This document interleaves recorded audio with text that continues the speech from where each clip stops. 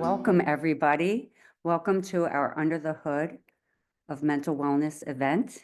This is our first event of 2025, and I am so thrilled to be here having this really important conversation. I'm Elizabeth Elfenbein, the founder of Under the Sisterhood. We are an intergenerational social impact company that sees, hears, and celebrates women individually and collectively. And we use story sharing to foster community, and we also do it to inspire action. So story sharing's at our core. And, we were very intentional as we looked at what our planning was for 2025 and the importance around mental health, and tonight's around mental wellness. And so 2 weeks ago, we launched our season 4 Women's March for Mental Wellness podcast. We are, of course, interested if anyone has any recommendations for additional women to interview and give voice to. We have Under the Hood of tonight, mental wellness, next month, well-being. We will be doing a series of Under the Hood events that really showcase and feature experts like these esteemed panelists tonight. And we also launched Wellness Wednesdays, which is a social push to educate around various tips and tools around various points around wellness for women, from girls up through postmenopause. And we just, based on the devastation in LA, we are launching next week Healing Circles, which will be at 5 p.m. every Wednesday for at least a couple of months, 5 p.m. Pacific Standard Time, 8 p.m. Eastern Standard Time, in support of our fellow sisters and brothers. And I do want to make one comment about that. It's really important to cite. Under the Sisterhood has 10 of our sisters, 10 women we've interviewed who've sat in these spaces with us, who've been panelists, who've been part of our community, who've been directly impacted. Some of them have lost their homes. And so we want to do what we can to collectively support them. So we'll be creating these healing circles, and Amy will be facilitating. We'll also bring in experts, grieving experts, as well as PTSD experts to support this experience. So welcome today. I do want to say before we get into this really rich conversation that it's important to cite some of the crazy statistics when it comes to women and mental health. As of right now, recent statistics say that 1 out of 5 women around the globe suffer from a common mental health disorder. So that could be anxiety, that could be depression, or other mental disorders, the more common ones, if you will. So that's 20% of women globally, which is enormous. Only to mention that it was exacerbated by the pandemic. And again, I think that's, of course, we know the pandemic affected us all. I'm looking at Dale as our resident psychologist. The mental health in our world, dipped in a dramatic way. But interestingly, the numbers and the impact of women, it was increased mental health disorders by 28%. And so we start to look at these numbers. And when we think of the women, the 1 in 5 compared to our counterparts, our male counterparts, it's 1 in 8. We start to see like, wow, this is a conversation that needs to be had, that needs to continually be had, if you will. And so, and then the other side of it is with Under the Hood of Women's Health, our women's health platform, we look at women at every life stage. And what we found, another statistic that's really interesting, is that women ages 18 to 24 are 3 times more likely to experience a mental health disorder. And so I think that when we start to look at these numbers, these figures really underscore our need to be having this in conversation and bring women together in every unique aspect of the conversation. So today we have 3 esteemed panelists. I'm going to introduce them. Before I do, I just want to say, if you have any questions, please put them into the chat. Amy will be facilitating and moderating our Q&A at the end, but we'll go in and get right to introducing our panelists. So I'm thrilled to announce and introduce Dr. Dale Atkins in the upper left. She's a renowned psychologist and media commentator and a 7-time author, including The Kindness Advantage. And by the way, it's a great book. And Sanity Savers, Tips for Women to Live a Balanced life. You know, Dale has decades of experience in relationships, resilience, and mindfulness, providing actionable strategies to navigate life's complexities. And her compassionate insights have made her a trusted voice on mental health topics worldwide.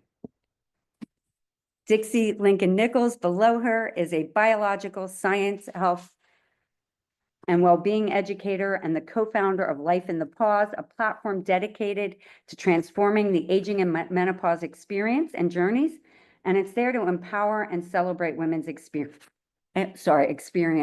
Her work focuses on helping women navigate major life transitions, such as menopause, growing older with confidence and vibrancy. Welcome, Dipsy. And lastly, Kirtha Karmaswaran, a visionary social entrepreneur and mental health advocate whose work bridges cultural and systemic gaps in mental wellness. So Karthika is the co-founder and CEO of Vital Start Health, an innovative platform dedicated to maternal health. Karthika's groundbreaking work focuses on empowering women and families with tools and resources to address challenges such as postpartum depression and anxiety. Welcome, Karthika. And so I'm very excited to have this amazing group of women here. We're going to start with a really big topic, which is really, we tend to think a lot about intergenerational trauma. Today, we're going to talk about intergenerational relationships. And we're going to ask Dr. Dale Atkins, how have you seen intergenerational relationships over your evolve over your 4 decades as a psychologist? And how are these dynamics impacting mental wellness across age groups? I think you're on mute. Well, that won't work. How's that? That's good. Okay. Sorry. I just want to thank you for putting together this discussion, and I'm so happy to be with and honored to be with Dixie and Karthika and you. And I think the question is a very basic question, because when we think about inter and intragenerational relationships, often we think about families. And I think when we think about women's mental wellness, we must think about communities. And when we look at the news now, what are we seeing? We're seeing people getting strength from one another in their communities. Now, sometimes those communities are their families, and sometimes they're not. And so what I've seen over the decades that I've been working is that we are in certain roles at different times of our lives. And some of these roles are self-defined, and some of these roles are defined by others. And we get a little messy sometimes when we may be wanting to move on to a different role, and the people who are in our families or in our larger circle want us to remain in the role that they know us as, and they're comfortable with us as. So sometimes our mental wellness and our well-being and our sense of confidence and our sense of joy has to do with whether we are comfortable in the roles that either we were self-assigned or were assigned by others, or whether we want to move out of them, and how comfortable are we. So that could relate to careers, families, ourselves as people who are well or ill, losses that we've experienced, and also our sense of meaning and purpose, because what gave us purpose and meaning early in our lives may not be that fulfilling as we move forward.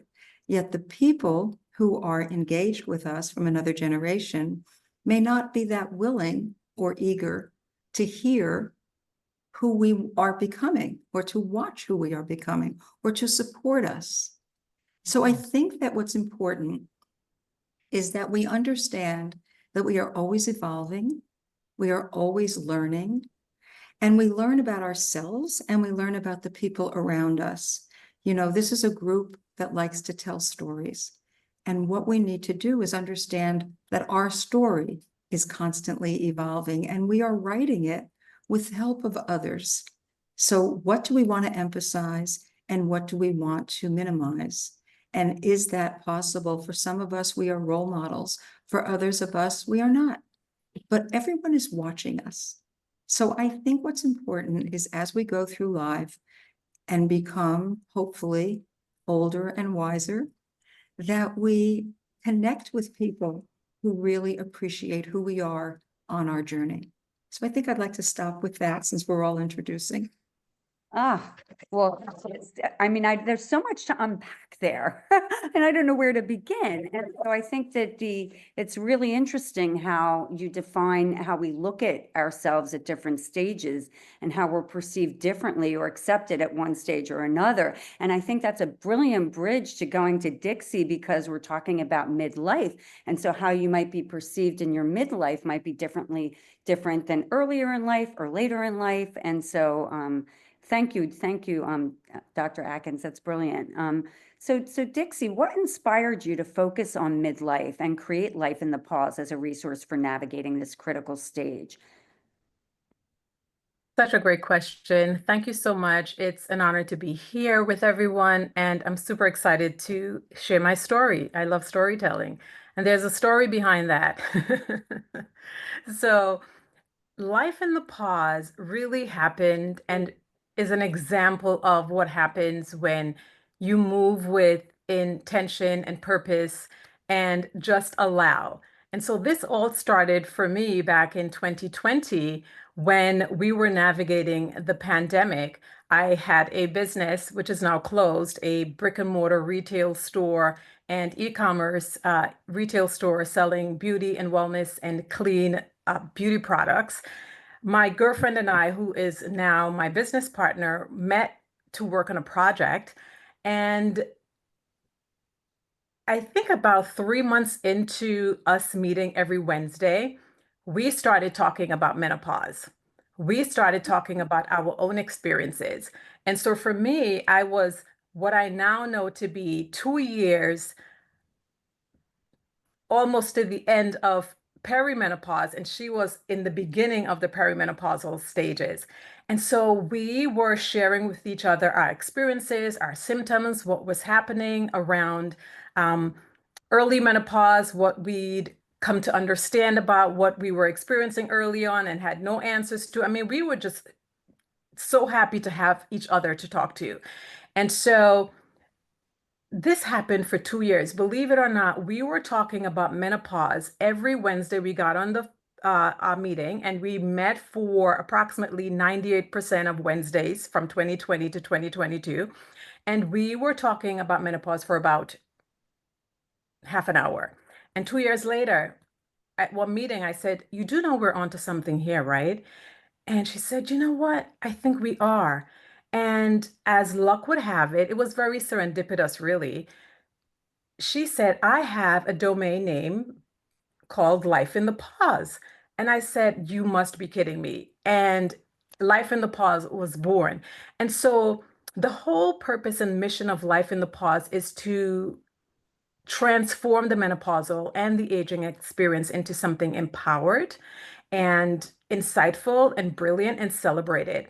And from there, we started our first festival, which was in 2023.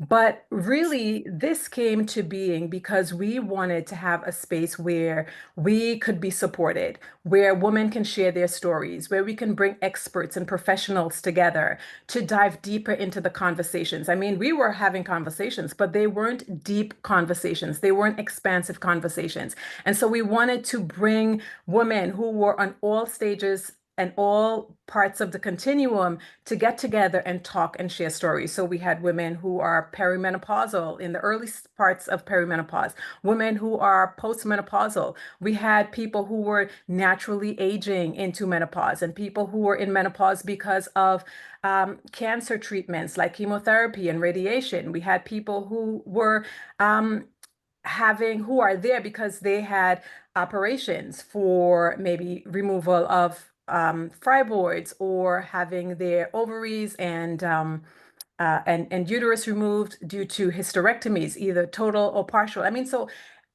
everybody who experienced menopause happened to be a part of our community, and we enjoy that. We want that because this is how we grow. This is how we learn. This is how we navigate by having community. And Dr. Atkins talked about community. We are creating a community. We have created a community of women that have resources, and we have women who want resources. And bringing all of these folks together was basically the purpose for Life in the Pause. And we're super excited to be a part of the conversation and a part of the learning that's happening. And so Life in the Pause is going into its third year, and this October. So we couldn't be happier with where we are now and where we've come from on this journey of aging and well aging and midlife. Yeah, I'm kind of curious, just to build on that for a minute, Dixie, is can you like talk a little bit about your experience, like from a wellness perspective? Because I love the community coming together. As you look at the programming and the things you do, and even in your own life, you know, wellness Right. I know is central to it based on many of our conversations. So I think that that would be wonderful to share at this stage. Absolutely. I think for me, it was important because of my own experience with mental health illness. My great grandmother was diagnosed schizophrenia. And I know it's a genetic illness. It runs in the family. We have other members of the family who were also diagnosed. And so for me, it was important to address mental illness at this particular stage in life. My grandmother was diagnosed in her mid 50s, and I often wondered, what role did menopause play in her Mhm. being diagnosed with schizophrenia? My cousin who's diagnosed is also in her early 40s. She's perimenopausal. And so I was keenly aware that I had to manage my mental health, manage the things that were happening around me, the stressors, the environmental factors that could influence my body. And knowing that this is genetic, I didn't want to not accept or not even be in awareness of what my genetic history is and not pay attention to it. So for me, it was all about awareness, acknowledgement, and acceptance, and also taking action. And that awareness of the fact that, you know, mental illness runs in my family. And not only does it run on one side of the family, which is maternal, it also runs on the paternal side of my family. So I have it from both sides. And so managing stressors and putting things in place so that my health is prioritized is super important. And because of all of the symptoms that we experience during this menopausal transition, all of the symptoms that we aren't even aware of, but we know that we're having all of these feelings that are sometimes, you know, inexplainable, we have to, you know, think that, okay, how can I get to a place where I'm grounded and rooted and cared for so that my mental health is cared for as well. And so having the Life in the Pause platform and having the festival, you know, brings experts in the mental health space, in the menopausal space, and it sort of bridges all these gaps and has answers for all of these questions that women who don't know what's going on can have some, you know, some answers and some perspective to understand what their bodies are actually experiencing. And not only that, but also have solutions for what they are experiencing as well. That's Hey, I Dixie, really can I ask you a question? Sure. How do you know your great-great-grandmother actually had schizophrenia? My great grandmother, she was Great-grandmother. diagnosed. Yes, she Yeah. was How do you know? How confident are you in that diagnosis? Just given that so many like women's biological issues were just not talked about. And so they were lumped into like hysteria and schizophrenia, you know, so how do you know? Well, this is based on what the doctors say. This is based on her medical examination and what the doctors said. So we're not guessing that she had schizophrenia. We're just going based on a medical diagnosis. And so we took it seriously. Also, if you knew my grandmother, like I knew my grandmother, I don't think you would doubt that she had schizophrenia based on all of her symptoms and her daily living, her, you know, her life and the trials and tribulations that she went through that I experienced. I have no doubt, now that I know what schizophrenia is, I have no doubt that she was schizophrenic. Not only that, but there are other family members who've been diagnosed with schizophrenia as well. And so based again on what schizophrenia is, I can say for certain that she had schizophrenia and so do they. thank you for that. Thank you for that. And I think it's really interesting. So we look at midlife and we think about all the things we're experiencing from a mental health perspective and I like what you said, Dixie. It's just like, how do I create not just awareness and acknowledgement, but action around this? So when we think, I'm going to move on to Kurthika, when we think about maternal health, from your perspective, what are the most pressing challenges in maternal mental health these days? And how do you believe that we can address it more effectively? Oh, that's a loaded question, Elizabeth. Thank you so much for that.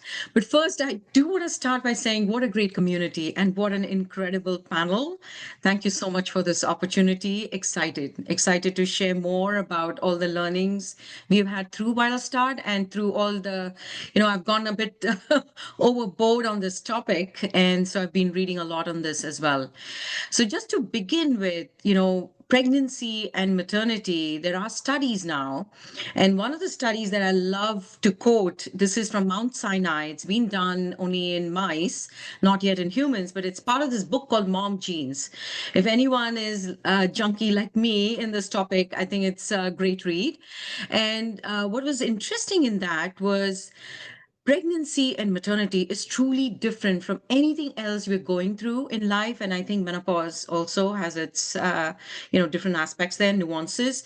But here they're talking about genetic material literally transferring from the child to the parents, and does not have to be biological parents. Actually, it can be an aunt who adopted you or someone else. It's that same kind of connection, that oxytocin release that you see. And it's funny, it happened to me because we got a dog in COVID, as many families did, I think, across the US. And it was funny. The weird thing that caught me off guard, that I was feeling the same kind of feelings I felt when I had given birth to my kids. And I thought, what the heck is happening with me? Is it COVID? Is this a long COVID or whatever? And that's when I did some digging and I realized, oh my God, this is what happens. And that's what that Mount Sinai study goes deeper into, is that impact that's happening on women's bodies, on men's bodies too, but more so on women's bodies. And we all know that pregnancy is a microcosm of what's coming, whether if you have gestational diabetes, 60% chance of having diabetes later, and so on. So it's a very, very critical and pivotal time of your life. And there are many approaches to this. Of course, Dale, as you know, psychology and psychotherapy plays a big role. There is a first postpartum depression pill now from Sage Therapeutics that's on the market. There are AI approaches, there's content-based approaches. We've all been through those.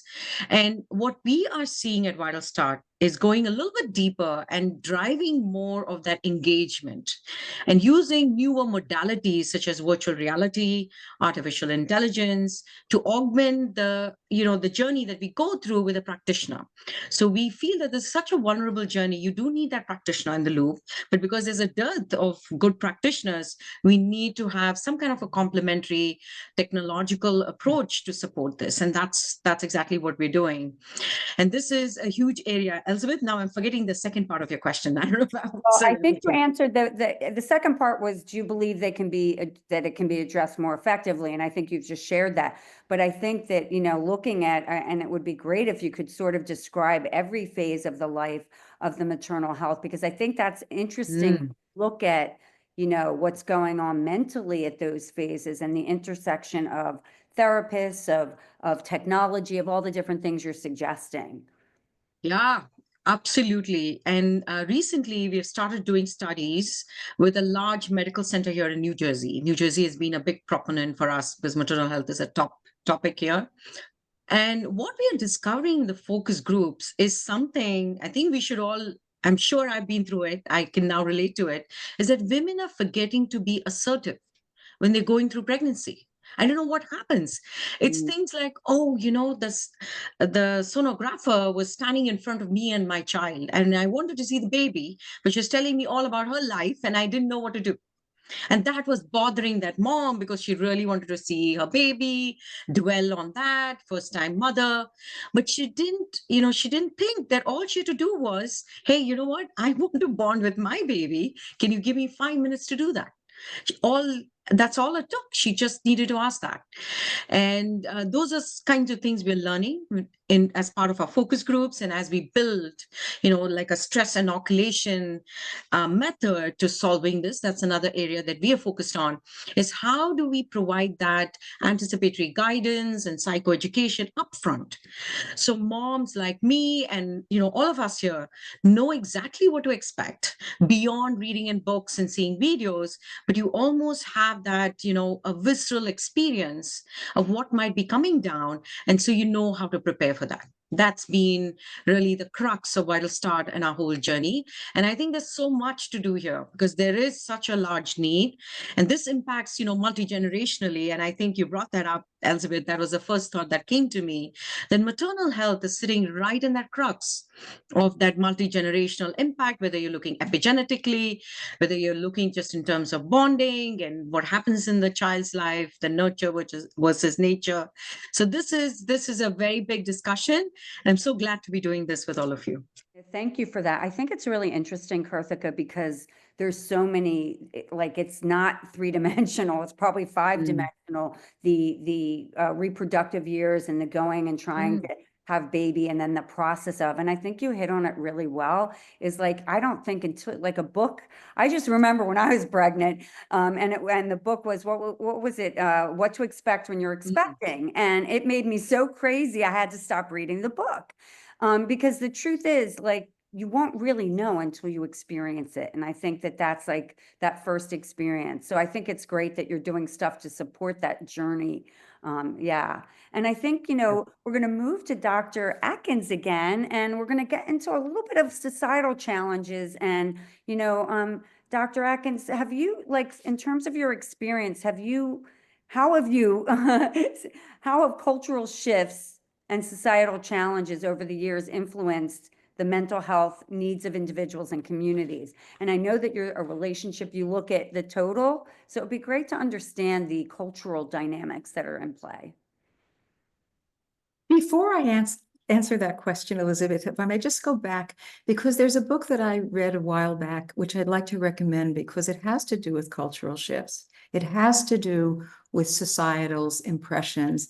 And I think as I quickly glanced at the chat, which I can't do while I'm paying attention, so if anybody writes anything to me, I'll get it after. Otherwise, I get too distracted. But I do want to say that there's a book that was written by a doctor, an oncologist, and her name is Elizabeth Komen. And the book is called It's All in Her Head.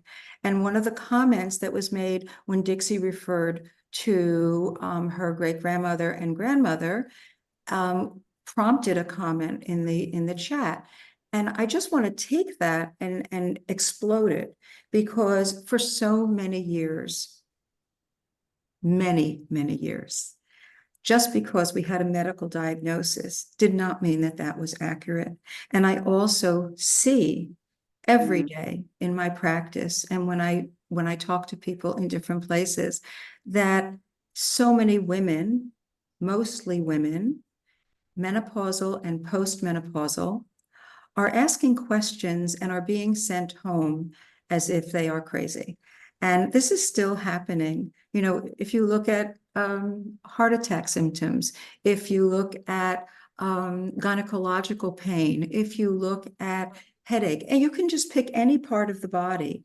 And unless you have a partner in your medical practitioner who really understands and listens to you as a person who is familiar with her body and is familiar with her patterns, I think that that's important for us to pay attention to, so that we are heard and that we are not silenced. So I just wanted to say that because I think that it really does impact so much of what we're talking about intergenerationally. I can remember being told by an aunt that, when she was asking me very personal questions about my love life, and then she went on and on about her own impressions and her own experiences and what was appropriate, what was inappropriate. And as a young woman struggling to figure out my own direction, this was very much embedded in my dialogue with my friends, as well as where I came from. And I think that we have so many immigrant families young women who are living with their mothers and grandmothers often, and they are trying to define themselves in their own way, yet they are bumping heads with a culture or an expectation, or they may be embracing aspects of their culture and expectations. So I think, again, we look at the community, we look at the family, and what is appropriate for us, what is acceptable for us. Do we have to go out of our cultural womb in order to be able to explore ourselves? I have had over the years so many people in therapy with me whose mothers and grandmothers don't know that they're in therapy because they would shy away from it, and they would degrade it. So I think that there's something, and you spoke about moms and the whole issue of moms Mm. that we've talked about. What is the child we are giving birth to supposed to be? Is it supposed to be a boy? Is it supposed to be a girl? What are the Mm. expectations? And how do we engage with what we think we are and who we are becoming in the context of our family and larger community? I mentioned before role model, and someone asked me about that. And I just want to say that some of us really do think of ourselves as role models in a family or outside of the family, and some of us don't. But people are watching us. People in our family are watching us. People at work are watching us. They're watching us because people are curious, and they look to other women to guide them, particularly if the women who were the closest to them weren't great guides or weren't great role models. So we all have the capacity to be there for one another, whether we are older or younger. It doesn't matter. If we really listen, and we really can compassionately listen to what another's experience is, we can integrate it into our own experience. So when you ask me about societal challenges and cultural shifts, I think that mental health and emotional well-being is so tied to our physical being, the way we see ourselves. Are we thin? Are we fat? Are we tall? Are we short? And what is okay? So for many, many kids growing up, by the time they are in elementary school and often before, they already have a sense of who they are as girls and as women to be. And then as they start changing in their adolescence. So this is very early on. So that when we're in our 60s and 70s, we sometimes respond as if we are the young girls who hadn't had a chance to explore these aspects of our well-being, particularly, and you started our discussion, noting how many people have anxiety, suffer from depression, have low self-esteem, and these are not set. We evolve. Our brain is so plastic, as we say now. We can change, and we can learn new strategies for how to deal with situations that are difficult, or that were difficult, or that made us crazy. And we can, by using self-care techniques and being open to different ways of handling situations, we can become more of who we want to become and not be stifled. So perhaps I'll stop there for that. Well, I love that because that ends up on the individual, but the individual is still in the context of the community, the family, the community, the workplace. There's all these different dynamics of interplay, if you will. And so I think, back to I think there's a couple of things I would like to just raise. I love the comment around role modeling. We don't realize the power we have. I think it's really important with every woman in this room, the power we have to affect change. I'll give you an example. I have two daughters, and I used to bring one daughter would bring her society. They would come into my home. Her friends were very active in our home. Her college was not too far away. And we're talking surgeons today, but they came to the home and they looked at me as a role model. They came from different cultures and backgrounds and looked, and I didn't even realize that I was just there. I became the person that they would call. And I don't think that that women, and I'm going to say we, universally we understand the power in that, that it's not a prescriptive thing. It's just something that's happening almost intrinsically. It's just how we show up, the way we behave, and how other people are impacted by that. And so I think that's one thing I wanted to highlight, because I think that's really important. But I love the comment around focusing all the interplays and dynamics culturally, as well as in a way societal, the expectations from young age to as we get old. And it's just so interesting because there's so much more education around it now, yet the patterns are still being repeated. So hence why you are probably very busy, Dr. Atkins. So Dixie, I mean, I'm really curious, and I think this is beautiful that we've gone and talked a little bit about that continuum of the cultural shift. What I love about some of the work you're doing is you're about healthy aging. And so how do you define healthy aging? And what role do you see mental wellness playing in this, ensuring a fulfilling and vibrant midlife and on experience? Like, how do you imagine that? You're on mute. So, such a great question. You know, healthy aging, everyone has their own definition of healthy aging.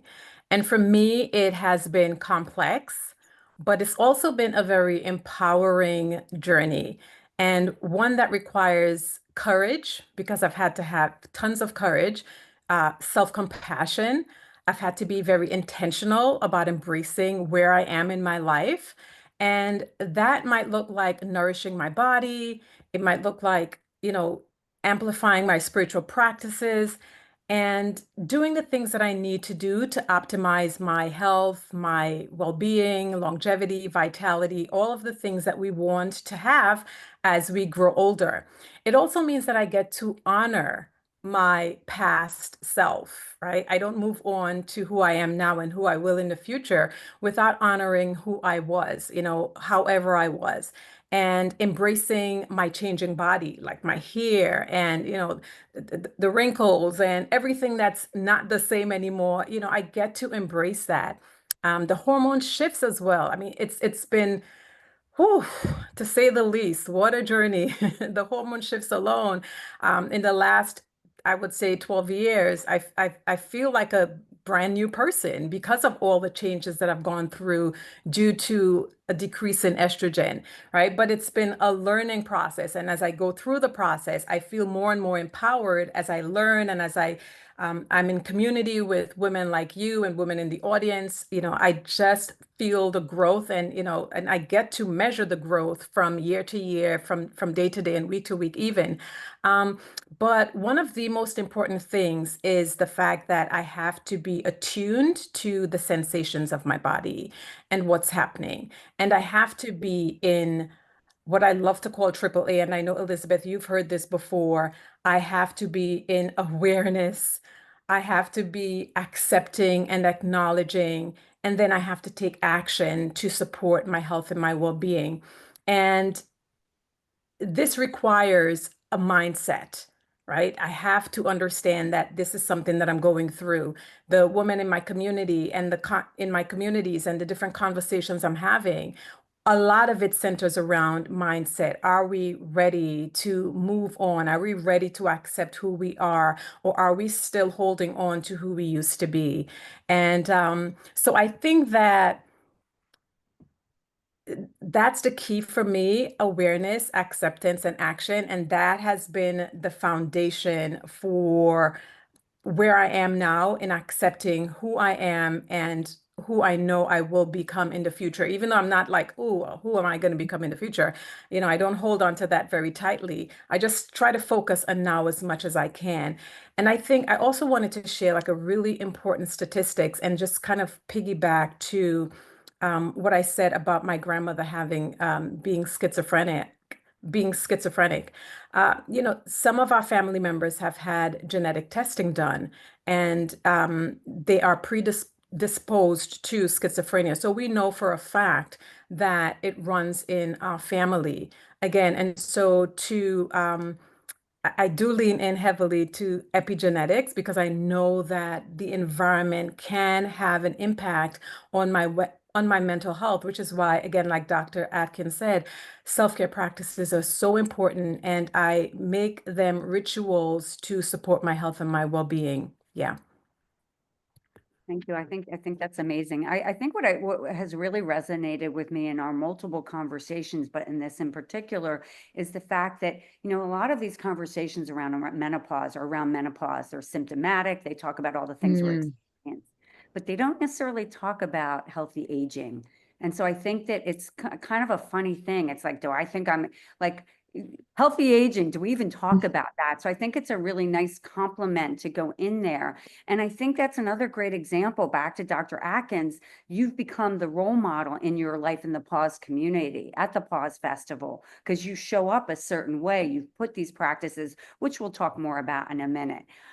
So I love the personal journey. Thank you for sharing that. We're going to go into Kurthika's personal journey, because, you've had a personal journey that has shaped your understanding of maternal mental health. And, how has that informed the work you're doing at Vital Start? And how does your work address the unique mental health challenges faced by mothers during all phases of the maternal health journey? Yes, absolutely. I think I'm pretty sure most of us here have had some kind of an experience going through pregnancy and postpartum. And mine was something I never thought I would ever have to go through. I lost my mom a month before I gave birth, and nothing. And I had read everything. I was like one of those people who'd read everything, look at all the videos, make sure I understood the medical side of things. I understood what happens to the baby. I was just so excited. But nothing prepared me for that. And it was a really tough time because you want to be happy, but you're in grief most of the times, because my mom was like a beacon in my life. Just yesterday, I think I was seeing TV and they were showing, I don't know if anyone caught this, the LA fires. My goodness, that's one of those horrific things we're going through right now. But they showed this blue Volkswagen van, the dot. Did you catch it, Yes, Dr. Atkins? yes, yes. That really stood in my mind. So, Elizabeth, I don't know if you saw this. Most of LA is charred, especially the mountains, but there's this one van that's almost untouched. It's just got few burns. So they showed that picture in the aerial view. It's this whole mountain that's, turned black. And there's this one blue van standing in the middle there. And I was, actually, I felt really nice. CNN spent almost close to 5 to 10 minutes talking about that, because I think it was like that beacon of light. And everybody really wanted that. When you're talking and hearing about all those stories, the things that folks were going through. And it was just one of those things, like that magical thing that happens to you. And my mom was like that for me. She really was that beacon, not just to me, but for thousands of people. She was almost like a missionary. She had her path and she would really help people. And so when she went away, it was really hard. And I did go through postpartum depression, and I went through stigma. So there was a lot of, hey, this is not happening to me. I'm so educated. I'm so this, I'm so that. But really accepting. And I love what you brought up, Dixie. It's so important to accept, give yourself a discount. It's okay. We're all going through things and nothing is permanent. I mean, things are going to change and evolve. But I didn't know all that then. This was all new for me. And that sort of started my deep journey into learning more about what is maternal health, how can folks be helped, and how can we go beyond that stigma, the discrepancies, when no one really asks you what's happening with you. After that 6-week visit with your OB, you're just sort of going home with this whole new being, and you're supposed to be perfect and do everything perfectly. So even at Vital Start, we always ask this question. Everybody wants to hold the baby, but who's holding the mom? And we really want to be that. We want to be that. We want to be that not just for moms, but their partners. Be part of that journey, right from family building into maternity and beyond, if we can, but to be that trusted companion for them. And so thank you, Elizabeth, for bringing that up. That has really, shaped my life and brought me to this place with Vital Start, and really blessed to be able to do this and give back. Thank you. Well, thank you for sharing your story. And I think what's really interesting about it is, I've had some conversations with different founders, and there are founders who come and have a personal experience and it ignites an idea and they want to solve a real world problem. Then there's just founders who go out and they have an idea and they just, but it's not related. But I think it's so powerful when you've had this experience like Dixie, like yourself, myself, where you want to create this solution to that. So I think it'll be really interesting to see the impact that the technology, the combination will have as you move forward into real world. I'm going to move to Dixie. you. So thank you for that. Dixie, you talked about your personal journey a little, but if you, based on your personal journey and your professional expertise, can you share, I think this is where we get more specific into your self-care routines and practices that really have had the most profound impact on your mental wellness? Because, through our discussions, I've been really like, wow, like in terms of how you show up really for self first so that you can show up for others. Yeah, absolutely. So I love to ask questions.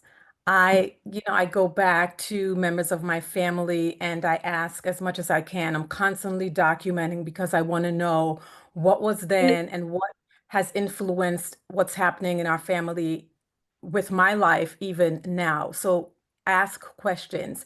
I get some great answers, and some answers are just like, I don't want to say they're not great, but they're like off the Richter scale. So, for example, with my grandmother being diagnosed with, my great grandmother being diagnosed with schizophrenia, for many years, the narrative was that it was voodoo that caused, right? And my grandmother was on the she just lost touch with reality. There was, she just had lost touch with reality. And some people said it was voodoo, right? So we had to work past that stigma for many years for the family to really come to an understanding that this was something genetic. It was something that was happening with the brain. And so I think we're all on board with that now. So because of that, I tend to ask questions about any and everything that I feel like my older family members may have answers to. And of course, I love to ask questions of experts like the doctors that are here. I'm always asking. So when I see you in person, I'll be asking. And there are also some lifestyle practices that are super important for me.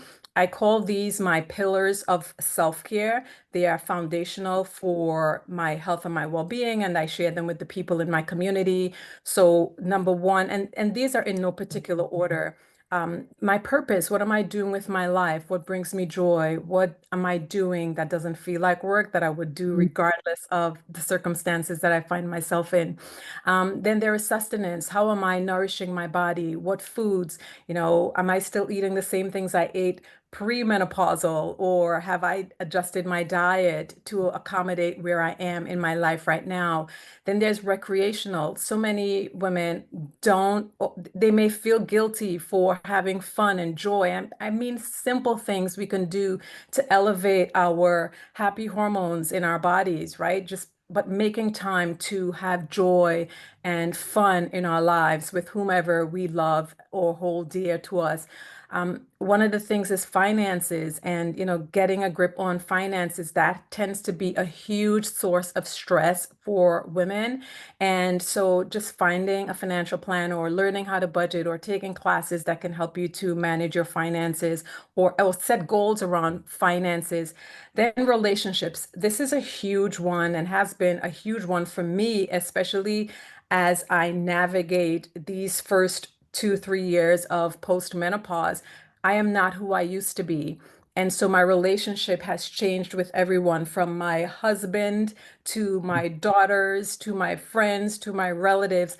And as I learn to be who I am and to be okay with who I am, I also have to help them understand who I am. So the relationships don't stop with those people. It also includes people in the workplace. It also includes relationships with animals. I'm at my family's right now in the UK, and they've got 2 cats, and the relationship between them are like this.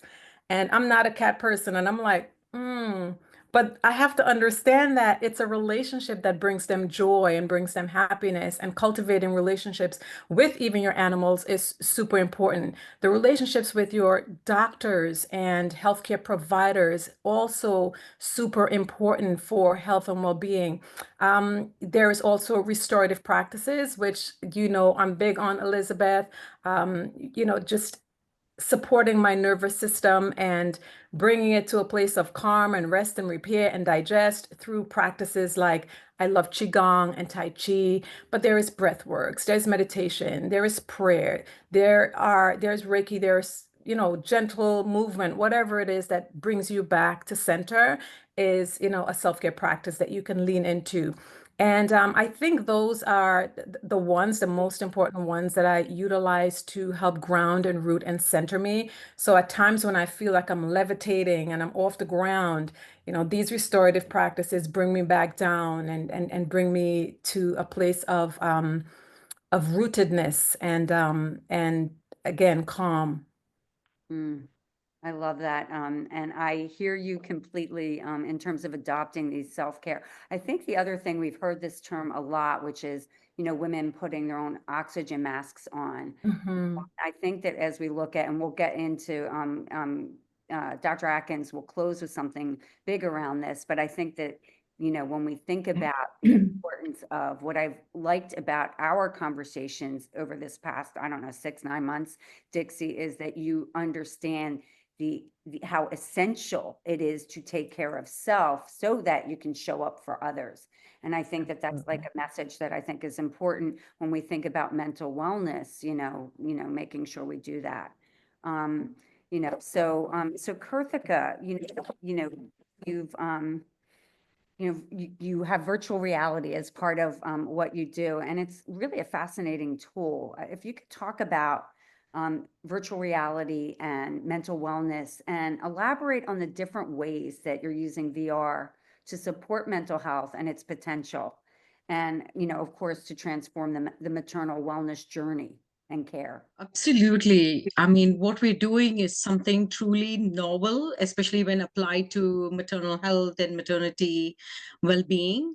And we've taken two different approaches. There's definitely the relaxation, the coping skills, sort of grounding oneself, the centering that came up here, and being able to release your guilt, coming back to who you are, learning who you are, and being in that moment, always being in that present, being able to take whatever is coming, because there are a lot of uncertainties and unpredictable things coming at you in the maternity journey, which you may know, which you may not know. So how do you deal with that? So those sorts of things is one step. And then the other side of this, we are doing stress inoculation, which is sort of, say you're at the Super Bowl. To be a quarterback, you can't just come there and be in that stressful environment right at the Super Bowl. You're going to be practicing before that, many, many practices. So it's the same kind of approach. How can we lead parents through a journey where they themselves now get to practice through our platform, through the environments we take them, so that they can appear and do the right things that they need to in that journey as they, the baby's birth and there's postpartum and beyond. So we look not only at pregnancy, but there's also the NICU. We began at a NICU, actually. We've done some studies at a leading NICU in Philadelphia, and we have some licensing with them. But that really started that journey into looking at what is it we can do to impact stress, anxiety, sleep, fatigue. We look at that.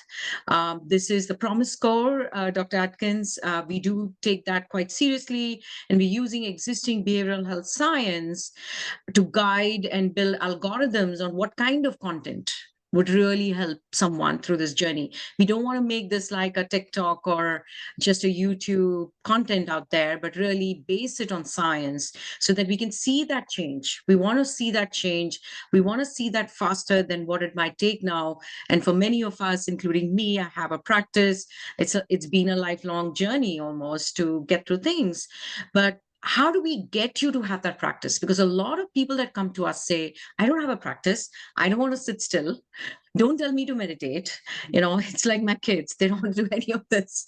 But I want everything. I want to feel great. I want to jump with joy and I want to be centered. So, how do you help someone like that? You tell them, hey, here's a VR headset. Let's start you here. Let's start you with this new modality that's exciting, that's engaging. And there is that neurobiological change. And this is something we saw in the studies we did. We saw a 70% reduction in stress and anxiety when we took them through some relaxation experience. This was for dads and moms. So it does have that, that change that occurs really quite fast, I feel. So I meditate, but it takes me a little bit to get into that zone. What I notice with the VR, it gets me there really quickly. So you can make that shift happen a bit faster. And I think that's powerful in this day and age where we're doing so many things, we're overwhelmed, things are short, all the videos we see are shortened, feels like we're always on that instant go, go, go mode. But how can we now bring that habit and that behavior change, behavior activation, so to speak, on building this practice? Because it is going to take time. We know life is not going to be the same thing. You're going to do many more things later.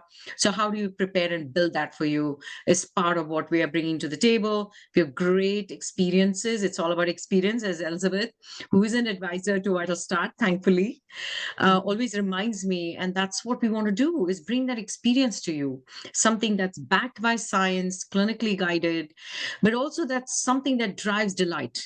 And I think there's a need for that. We need to be that beacon. We want to drive that delight in folks' lives and, bring the best possible to them to help them. Well, thank you for that. It's interesting because I haven't thought of it that way, but for people who aren't ready to do the meditation, and this, by the way, isn't instead of in lieu of talk therapy, it's in combination. But for Yeah. people who aren't like, oh, I can't sit still. I was one of those until I got into TM. And now, I might not transcend every time I think I do, but I do it religiously because it's good for me, because my central nerve, I can feel the change. And so I think it's really interesting. It's almost in a way like having training wheels for meditation, where you get to have like a really interesting experience. So thank you for that. So I have one last, I think this is a really interesting question as we close out this conversation, before we get into the Q&A. I want to ask Dr. Atkins. We've been talking a lot. Self-care has been mentioned here. Dixie did a great story sharing her experience with self-care. When we look at self-care becoming a cultural zeitgeist, how do you recommend people balance their inner and outer worlds to cultivate sustainable mental wellness? It's a great question because, again, it's always changing. Just as, what Dixie said before, that we, is the food that we're eating now the same food that we should be eating because it's different from the food that we ate before? Well, maybe yes, maybe no. What we used to calm ourselves at one point of our life may or may not work as we move forward. I think one of the things that happens is that we say, well, I should be doing this because I did it 20 years ago, or I should be doing this because everybody else is doing it. What's the matter with me? And I can't seem to get it. So I guess I'm just not a meditator, or I guess I just can't calm down. And we immediately go into a dialogue with ourselves that shows us what we can't do rather than what we can do. I love the idea of incorporating new technologies. I think that for so many people, what we will see soon, not just in the research stage, is how pragmatic it is to use certain devices like virtual reality, not only for moms and dads, and not only for younger people, but so many older people are caregiving. We're all caregiving. I mean, mothers are caregiving, but we're caring for people as we get older. Often talk about a role change that takes so much out of us that we may not have known we had, and that we don't know we have.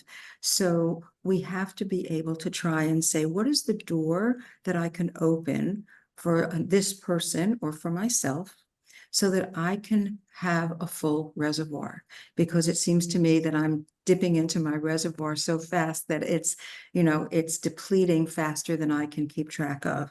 So is it exercise? Is it breathing? Is it being with friends? Is it telling stories? Is it having a chance to savor a cup of tea? Is it all of these things? Is it therapy sometimes? Is it being able to go back, as Dixie said, and ask questions and connect with my family? This is one of the most tragic side effects of what we are witnessing with the fires in California. We are witnessing people who, number one, can't breathe the air because it's toxic. So if you say to somebody, go take a deep breath, I don't think so. Most of the people who even have a place to stay have to put air purifiers in their homes. So how do we modulate this? Can we try and have people feel grounded? These are people, many of whom, you said 10 of the people in our community here. I can tell you that the van that you spoke of the photograph is on a street where I lived, and the street is destroyed. Goodness. And that little blue van is a VW, an old Mm. VW van that people are now calling the magic bus because somehow it survived. And what do people do when they need help? They often reach out for others, and they also look for their homes of worship, many of which were destroyed. They get together at schools, many of which were destroyed. So when we think of the very basics, how can we, in this changing world, take care of ourselves with very small steps, with very small indulgences, so that, and this is really very important, I think, many of the people who are in charge of how they're going to handle themselves are the parents in families, and they have children, and their children are trying to make sense out of a world that has totally collapsed and looks like it's out of a horror film. So if the parents are not able to try to take care of themselves in very real ways, and a lot of those real ways are trying to keep it together for their kids, and then crying or yelling or doing whatever they need to do with their friends, all of whom understand it, but to try and keep the kids in a place where they can feel safe and secure. When you lose your house, you lose almost everything that is secure and safe. When you take a trip, you say, oh, it was wonderful, but I can't wait to get home. When home is no longer available, how do you maintain a sense of safety for those people who are with you and for yourself? And I think that incorporating so many of the things that Dixie said is really important.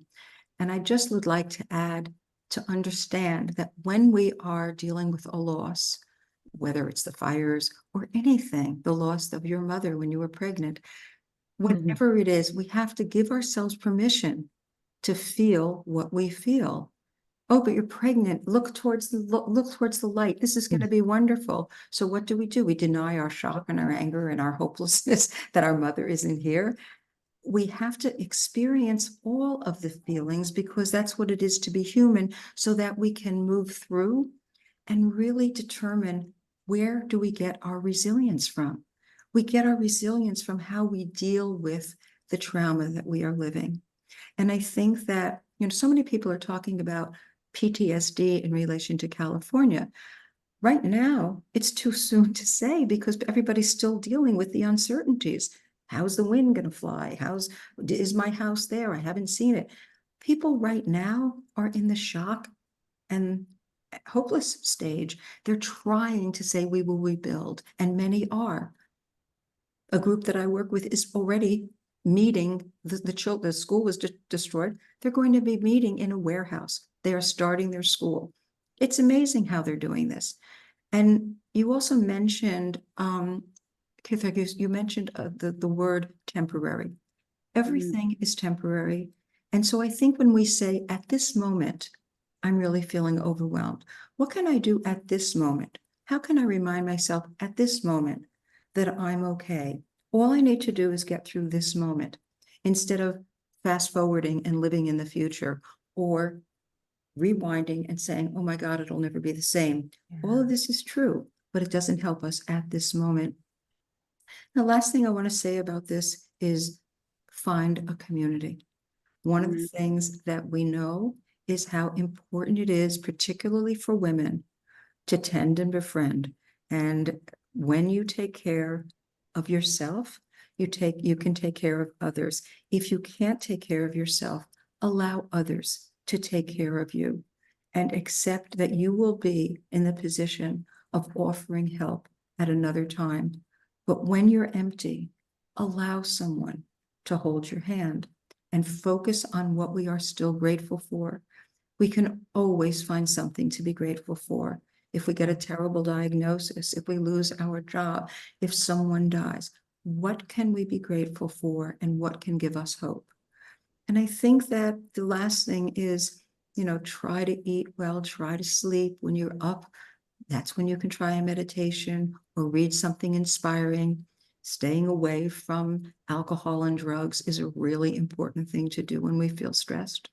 And to understand that we can connect with our communities, whatever they are and wherever they are. So I'll leave that there. And I know we have some Yeah. people who want to ask questions. Well, I'm gonna, instead of, that was brilliant. Thank you. I just want to say thank you to all of you. This has been an amazing conversation. I'm gonna hand it over to Amy to field. I'm gonna, add you here. And if you could, start fielding the questions, it would be great to start answering them. But thank you. I think this has been very informative and very, heartfelt and empathetic, well, compassionate, but also really, really informative and rich. Thank you so much. So, We had one question over here on the side, but it might have disappeared. Does anybody else have a question? You can raise your yellow hand. And that way you'll populate up to the front of the Zoom screen and I can call you there.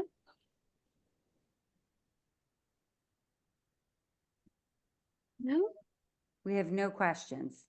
Well, this has been, I mean, there's been a lot to, I think, absorb and take in. I know for myself, it's been really, an in-depth conversation to take in and marinate with all the different thoughts that have been brought forward. So I just want to thank the panel too for coming in today and providing such enlightening and a way for us to move forward with our mental health and how we can help others. So I want to, I want to give it just a minute, but I do want to sort of have a rallying cry and a call to arms for all of us. I mean, we are going to start the healing circles next Wednesday at 5 p.m. Pacific Standard Time, so that will 8 p.m. Unfortunately, Amy has to leave, so sorry. Anyway, so we're going to start these healing circles. Amy will be facilitating. We'll bring in experts as well. I know that Lucia has a couple of women. Dale, anybody who wants to come in and share and support this, we welcome you. Invite your friends. Of course, the link, everything will be put out into both the emails. It'll be on social. But I think it's really important to support our sisters and brothers. This isn't just for women. We want to open it up to our brothers, our allies, and ensure that everybody feels that they have a safe space to. So Dana, if it would be great.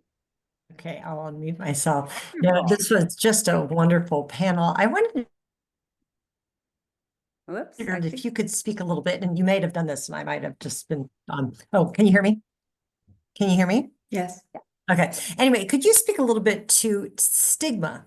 There is so much stigma and, especially there's stigma even inside ourselves and there's shame. And so how do we deal with that? I mean, first of all, there's real stigma, but then also inside of ourselves. I mean, it sounds so simple, everything's we're changing and we should, dip down into pain. And it's great. It's true, but anyway, I just wanted to know what your thoughts were on that. I have a thought. May I start? I just want to mention a couple of things, perhaps because I just got off the phone before our call with a high school friend who reached out to me. And tomorrow is the anniversary of her son's passing, and he took his life. And she said that she is having such difficulty being able to mourn because she feels that everybody's blaming her. And I think that there are so many areas, again, Dixie, you mentioned schizophrenia. I'm bringing up suicide. There are so many areas, even menstrual cramps for girls. I mean, there's stigma, there's shame. Some of it is cultural, some of it is societal, and some of it is familial, and some of it is just we don't have the language, but we also don't have the open-heartedness often to bring in someone else who is in such deep pain that we can hold them with us. We have to fix it. We have to change it. All we need to do is to be present. And I think that the fact that we are doing these groups, perhaps that can be a model where people can come with the shame and the doubt about themselves, that they have the right to exist, that they have the right to mourn, that they are no less valuable because someone has given them a diagnosis or someone has, to use the example, taken their life, whatever it is, that this is not a judgment place. But your question comes from a society that is very judgmental. So I actually, that really resonates, the comment around judgmental. So creating that safe space, we as women, I feel we have a social responsibility to create that safe space for our children, for our families, for communities. I think women tend to do that, but I feel like it's a responsibility. I didn't know, Karthika, if you wanted to add to, yeah. Yeah, absolutely. I mean, I totally relate with that. Stigma is such a big thing, especially if you like Dale, you brought up the thing like don't have alcohol. I know so much stigma around not drinking in social settings. It's a thing, but you may not feel like, right? I mean, you are going through something. You just have got to be you. And I think a lot of this is coming from judgment. And I have to say one thing, Elizabeth, I don't know if you'll agree with me or not. I feel women, we judge. We do judge. We judge each other. We are hard on ourselves unnecessarily. Unnecessarily. Like, I don't know how many stories. And, I come from an Indian background. There's always a story with the mother in law and the daughter in law and things like that. It's not just me. I know many friends also going through this thing. So it's hard to believe sometimes, but I think we just judge a lot more. And somewhere I had read that, the best part is to remember that there's this measuring stick, but what if you just threw that measuring stick away? I think stigma is like that. Like I was going through some medical thing which had such a big stigma. This was recent. And then I realized you read the data and then you understand, having that medication is actually going to help you. So why are you building such a thing around it? It's just fake.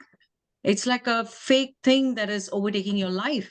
You've just got to see that and shove it like Dale was saying. We've got, and I think Dixie, you brought up that point as well, to acknowledge, accept, and have that courage to say, you know what, this is what I need right now.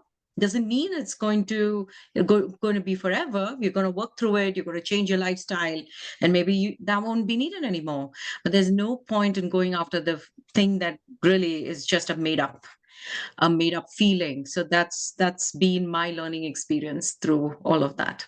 Well, it's interesting because we have another question here, but I do want to say one other thing about stigma, which I think everybody here might appreciate, is stigma does not discriminate. It doesn't matter what your socioeconomic background is, how successful you are.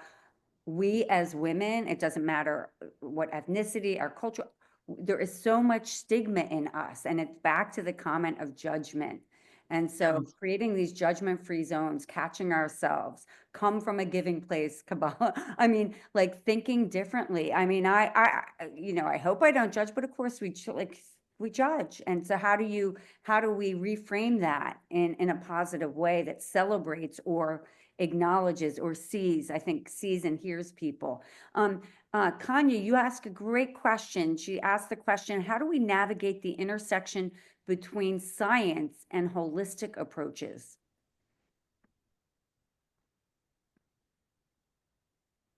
Who wants to I can take that? that. Okay. because this is something I think I've seen through a lot in my life as well.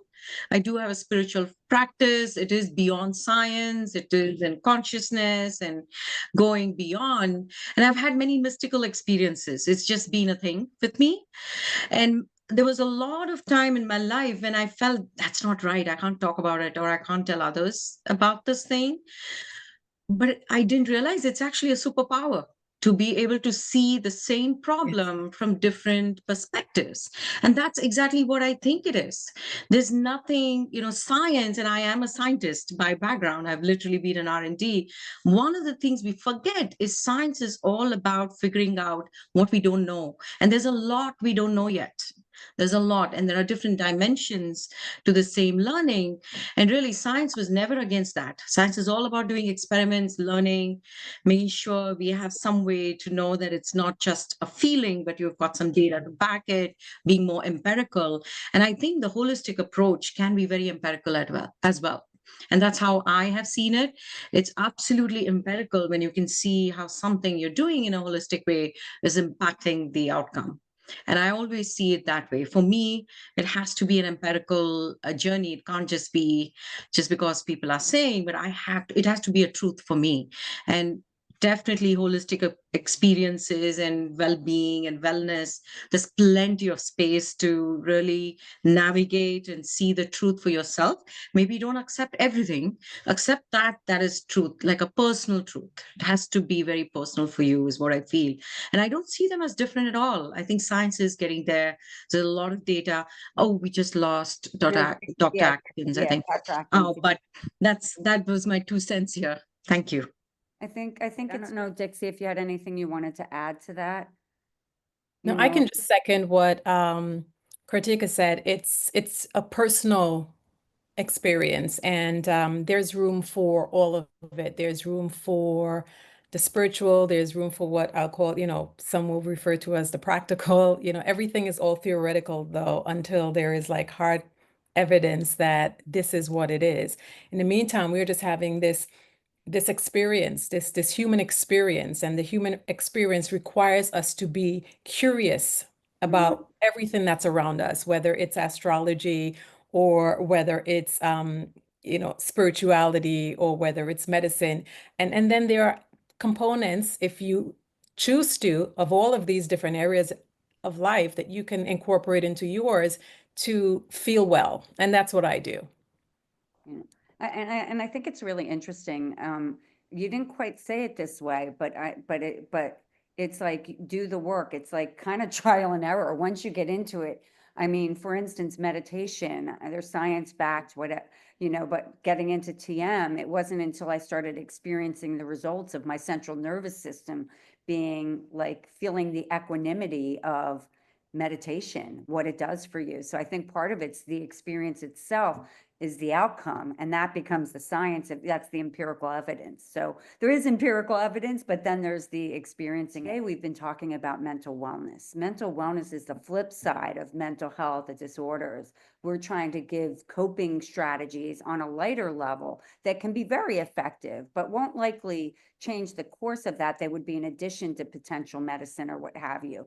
I mean, those are more serious mental. Even when I gave the statistics earlier, they were based on the more general anxiety and or depression on, so it's really interesting when we talk about stigma. There's so many different aspects to stigma as well. And mental health, the amount of stigma attached to that. But on the other side, mental wellness, oh, is this woo-woo? When in fact, the woo-woo is actually centering, grounding, and really helping people show up in a much brighter, better, more clear way. So I think it's a fascinating conversation. I just want to say, I don't know if anybody else has any other questions.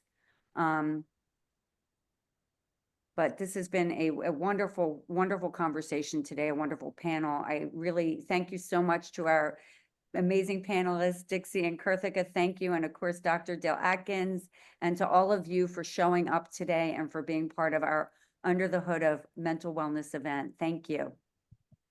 Thank you so Thank you much. so much. Yeah, for your question. Thank you, everyone. Yes. Appreciate it. And lots of love.